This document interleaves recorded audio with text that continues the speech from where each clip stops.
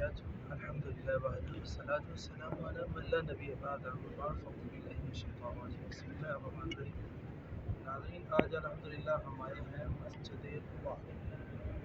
یہ وہ مسجد ہے نبی صلی اللہ علیہ وسلم جب ہجرت کر کے مدینے آئے تھے تو اللہ کے رسول صلی اللہ علیہ وآلہ وسلم اس مسجد کے اندر اسٹے کیا تھا. بعض روایات میں 3 دن، بعض روایات میں 6 دن کے الفاظ بھی آتے ہیں.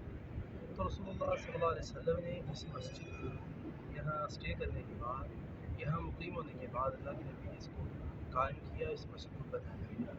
اور اسی طرح نبی صلی اللہ علیہ وسلم نے جب مسجد قباء کو بنانے تیار کیا تو اللہ کے نبی اس کے بعد پھر آگے گئے ایک اور مقام پر جو جہاں جا کے اللہ کے نبی نے جمعہ پڑھا اور اس جگہ کو مسجد جمعہ کہا جاتا ہے.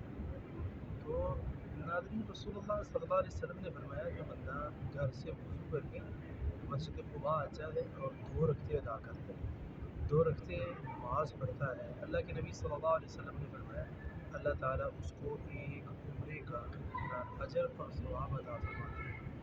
تو اس لیے لوگ بار بار بیٹھ جاتے ہیں اور 2 رکعتیں پڑھ لی، پھر 2 پڑھ لی، اتنے عمرے ہو گئے، اتنے. یہ نہیں، اللہ کے نبی صلی اللہ علیہ وسلم آیا کرتے تھے مدینے سے، کبھی سواری پر کبھی پیدل، تو ایسے نہیں کرتے تھے.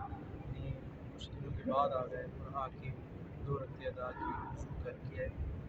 چونکہ مسافر حضرات کے لیے ضروری نہیں ہے کہ وہ پیچھے سے وضو کر کے اپنے ہوٹل سے وضو کر کے آ سکتے ہیں، اور یہاں آ کر یہی کرنا یہ بھی ضروری نہیں ہے. ہوٹل سے کر کے آ جائے یا جہاں سے وہ رہائش پذیر ہے وہاں سے وضو کرے، وضو کر کے مسجد قباء آ جائے. اللہ تعالیٰ زیارت کرنے کی توفیق عطا فرمائے. وما علینا الا البلاغ.